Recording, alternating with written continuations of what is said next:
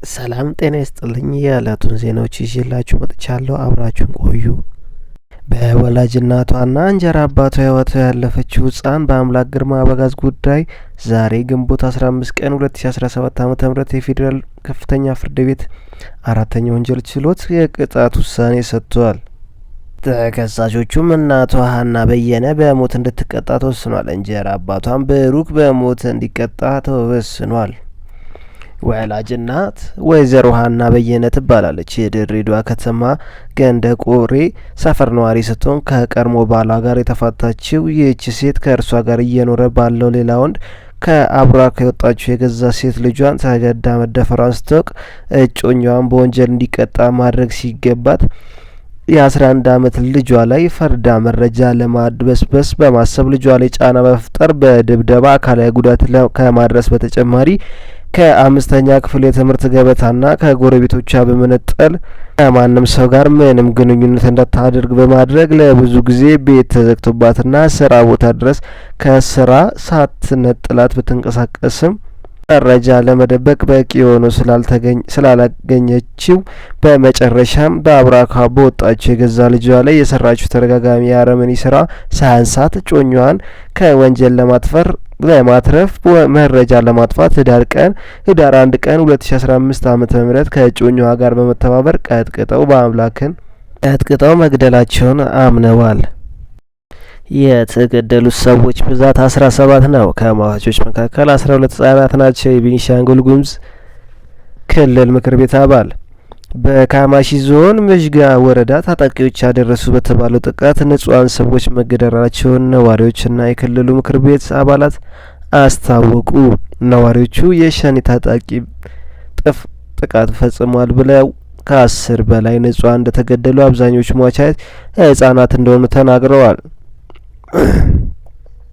የክልሉ ምክር ቤት አባል በሰጡት ቃል በዝርዝር ምን አሉ? በካማሺ ዞን ምዥጋ ወረዳ አንጠጌ ሜጢ የሚባል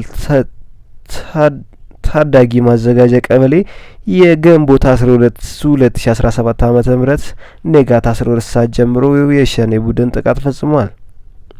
በዚሁም ጥቃት 16 ሰዎች እዛው ነው የሞቱት። አንደኛው ሰው ደግሞ ለሕክምና ከሄደ በኋላ ነው የሞተው። የተገደሉት ሰዎች 17 ነው። ከሟቾቹ መካከል 12ቱ ህጻናቶች ናቸው፣ ቀሪዎቹ አዋቂዎች ናቸው ሲሉ ተናግረዋል። 47 የጤና ባለሙያዎች መታሰራቸውን ፖሊስ አረጋገጠ። ከኢትዮጵያ ፌዴራል ፖሊስ የተሰጠ ወቅታዊ መረጃ ሰሞኑን የጤና ባለሙያዎች ያነሱትን የመብት ጥያቄ ሽፋን በማድረግ በሀገራችን ትርምስ እንዲፈጠር ከሚሰሩ ኃይሎች ጋር በማበር ህገወጥ የስራ ማቆም አድማ በማድረግ በጤና ዘርፉ ላይ ውከት በመፍጠርና የታካሚዎችን ህይወት አደጋ ላይ በመጣል የተጠረጠሩ 47 የጤና ባለሙያዎች የኢትዮጵያ ፌዴራል ፖሊስ በቁጥጥር ስር አውሎ ምርመራ ማጣራት ጀምሯል። እነዚህ ተጠርጣሪዎች የጤና ባለሙያዎች ያነሱትን የደሞዝና የጥቅማ ጥቅም ጥያቄ እንደ ሽፋን በመጠቀም ህገወጥ የስራ ማቆም አድማ በማድረግ ሌሎች ስራ እንዲያቆሙ ለአድማ በማነሳሳት የታካሚዎች ህይወትን ለሞትና ለአደጋ እንዲጋለጥ በማድረግ ውከት ብጥብጥ በመፍጠር ነው የተጠረጠሩ ናቸው። ተጠርጣሪዎቹ በተለያዩ የጤና ተቋማት የአድማ መረቦችን በመዘርጋት የጤና ባለሙያ ያልሆኑ አካላትን ነጭ ጋውን በማልበስ የሆስፒታል ቅጥር ግቢ ውስጥ ገብተው ሁከት እንዲፈጥሩ በማድረግ ያልተገባው ወሬ በመንዛትና በተለያዩ መንገድ ሰላማዊ የሕክምና ሂደትን በማደናቀፍ የህሙማንን የጤና እርዳታ የሚያስፈልጋቸውን ሰዎች ህይወትን አደጋ ላይ እንዲወድቅ በማድረግ በመንግስት የሕክምና አገልግሎት እና ትምህርት በሚሰጥባቸው ተቋማት ውስጥ ሰላማዊ የመማር ማስተማር ሂደት እንዲስተጓጎል አድርገዋል። እንዲሁም ሙያቸውን አክብረው በስራ ቦታ በተገኙ ባልደረቦቻቸው ላይ ዛቻና ማስፈራራት ከማድረስ ባለፈ ሁከት እንዲፈጠር ሙከራ አድርገዋል ያላቸውን 47 ተጠርጣሪዎችን በመረጃና በማስረጃ በመለየት በቁጥጥር ስር አውሎ ምርመራ እያካሄደ እንደሚገኝ የኢትዮጵያ ፌዴራል ፖሊስ አስታወቀ። የኢትዮጵያ ፌዴራል ፖሊስ የጤና ባለሙያዎች የሙያዊ ስነ ምግባር ህግና የማይፈቅደውን ሁኔታ የዜጎችን ህይወት ለሞትና ለአደጋ በማጋለጥ ስራ ማቆም፣ ሌሎች ስራ እንዲያቆሙ ማነሳሳትና ማስፈራራት የወንጀል ተግባር መሆኑን እየገለጸ ሌሎች ከዚህ ተግባር እንዲቆጠቡ ያሳስባል። በዚህ አጋጣሚ ህዝባቸውንና ህግ አክባሪውን አገልግሎት እየሰጡ ላሉ የጤና ባለሙያዎች ፖሊስ አስፈላጊ ጥበቃ እንደሚደረግ እያረጋገጠ ከዚህ ውጪ ሁከትና ብጥብጥ ለማስፋፋት የሚንቀሳቀሱ አካላት ላይ ፖሊስ እየወሰደውን ያለው ሕጋዊ እርምጃ አጠናክሮ እንደሚቀጥል አስታውቋል። የዩናይትድ ስቴትስ አሜሪካ ጥሪ።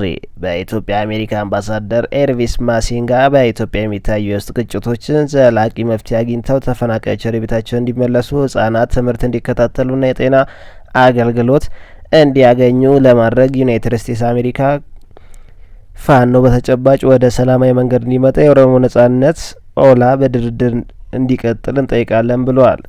የፌዴራል መንግስት በህዝቡ ላይ ጉዳት የሚያደርሰው የሰው አልባ አውሮፕላኖችን ጥቃት በአፋጣኝ እንዲያቆምም አምባሳደሩ ጠይቀዋል። በህንድ በጣለው ከባድ ዝናብ በረራዎች ተስተጓጎሉ። በህንድ ትናንትና በጣለ ከባድ ዝናብ የ4 ሰዎች ህይወት ያለፈ ሲሆን በረራዎችም ተስተጓጉሏል። በዝናቡ ምክንያት በዋና ከተማዋ ዴሊ አውሮፕላን ማረፊያ ወደ 50 የሚጠጉ በረራዎች ዘግይተዋል። ወደ 12 የሚጠጉ በረራዎች በከባዱ ዝናብ ምክንያት ወደ ሌላ ቦታ ተዘዋውረዋል። ዝናቡን ተከትሎ በተከሰተው ኃይለኛ አውሎ ነፋስ የመብራት መቆራረጥ ተከስቷል። የህንድ የአየር ሁኔታ ኤጀንሲ በህንድ ምዕራባዊ የባህር ዳርቻ ላይ በሚቀጥሉ 6ና 7 ቀናት ውስጥ ከባድና እጅግ ከባድ ዝናብ ሊጥል ይችላል ሲል አስጠንቅቋል። በተጨማሪም ከህንድ ዋና ከተማ ኒው ዴሊ ወደ ስሪንጋር በመጓዝ ላይ የነበረው አውሮፕላን በበረዶ ዝናቡ ወቅት ከፍተኛ ጉዳት ቢደርስበትም ደህንነቱን ጠብቆ አርፏል ሲል የሂንዱስ ታይም ጋዜጣ ለቢቢሲ ጠቅሷል። አሜሪካ የኬሚካል ጦር መሳሪያ ተጠቅማለች በሚል ሱዳን ላይ ማዕቀብ ልጥል ነው። ሱዳን እርስ በርስ ጦርነት ወቅት የኬሚካል ጦር መሳሪያ ተጠቅማለች በሚል ማዕቀብ እንደሚጣልባት የአሜሪካ ውጭ ጉዳይ ሚኒስቴር አስታወቀ። የሱዳን መንግስት ባለፈው ዓመት የኬሚካል ጦር መሳሪያን በመጠቀሙ ዩናይትድ ስቴትስ አረጋገጥኩ ያለች ሲሆን ጉዳዩ ለኮንግረስ መቅረቡን ተገልጿል። የውጭ ጉዳይ ሚኒስቴር እንዳለው ማዕቀቦቹ በአሜሪካ ወደ ውጭ የሚላኩ ምርቶች ላይ የሚጣሉ ገደብና የብድር መከልከልን ያካትታል። የሱዳን መንግስት እስካሁን በጉዳዩ ላይ ምላሽ አለመስጠቱ ተገልጿል። የኒውዮርክ ታይምስ ጋዜጣ እንዳስታወቀው ጦርነቱ ከተጀመረበት ጊዜ አንስቶ የሱዳን ጦር የኬሚካል ጦር መሳሪያን ቢያንስ 2 ጊዜ በፈጣን ድጋፍ ሰጪ ኃይሎች ላይ ተጠቅሟል። ባለስልጣናቱ እንደተናገሩ ጥቅም ላይ የዋለው የኬሚካል ጦር መሳሪያ ክሎሪን ጋዝ ነው። የውጭ ጉዳይ ሚኒስቴር ቃል አቀባይ ታሚ ብሩስ ባወጡት መግለጫ ዩናይትድ ስቴትስ የሱዳን መንግስት ማንኛውም የኬሚካል ጦር መሳሪያ አጠቃቀም እንዲያቆምና በኬሚካል ጦር መሳሪያ ስምምነት ስር ያሉ ግዴታዎች እንዲያከብር ትጠይቃለች ብለዋል። ዩናይትድ ስቴትስም የኬሚካል ጦር መሳሪያ ስርጭት ውስጥ ለተሳተፉ ሰዎች ተጠያቂ ለማድረግ ቁርጠኛ ነች ሲሉም አክለዋል። አሜሪካ በ1991 የኬሚካል ጦር መሳሪያን ተጠቅመዋል የተባሉ ሀገሮች ላይ ማዕቀብ የሚጥል ሕግ ያወጣች ሲሆን ሱዳን ዓለም አቀፉን የኬሚካል ጦር መሳሪያ ስምምነት ፈርማለች። ኢራን በእስራኤል ላይ ልዩ እርምጃ እንደምትወስድ ገለጸች። ኢራን የኒውክሌር ጣቢያዎቿ ላይ የሚያቃጣ ጥቃትን ለመከላከል የትኛውንም እርምጃ እንደምትወስድ አስታወቀች። የኢራን የውጭ ጉዳይ ሚኒስትር አባስ አርጋቺ አሜሪካ የእስራኤልን ጥቃት እንድታስቆም ጠይቋል። እስራኤልም በቅርቡ የኢራን ኒውክሌር ቦምብ ጣቢያዎች ላይ ኢላማ ያደረገ ጥቃት እንደምትፈጽም የአሜሪካ ደህንነት ቢሮ ማስታወቁ ይታወሳል። በ9 ወር ውስጥ ከ19 ሺህ በላይ ግድያዎች ተፈጽመዋል። የደቡብ አፍሪካ ፖሊስ አገልግሎት በደቡብ አፍሪካ ከሚያዝያ 2024 እስከ ታህሳስ 2024 በ9 ወራት ብቻ 19696 ዜጎች መገደላቸውን የሀገሪቱ ፖሊስ አገልግሎት አስታውቋል። ከነዚህም መካከል 0.2% የሚሆነው ግድያ የተፈጸመው በአርሶ አደሮች ላይ ነው መባሉን ሲኤንኤን ዘግቧል። ግድያውን የፈጸሙት እነማን እንደሆኑ የተገለጸ ነገር የለም። በ10 ሺዎች የሚቆጠሩ አሸባሪዎችን አስወግደናል። የሀማስ መሪ ሳይገደል አልቀረም።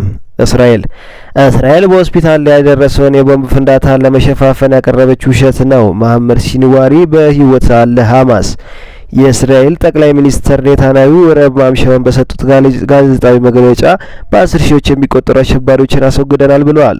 ሚኒስተሩ የሐማሱ መሪ መሐመድ ሲንዋሪ በእስራኤል መከላከያ ኃይል ባሳለፍነው ሳምንት ሳይገደል እንዳልቀረ ተናግረዋል ተብሏል።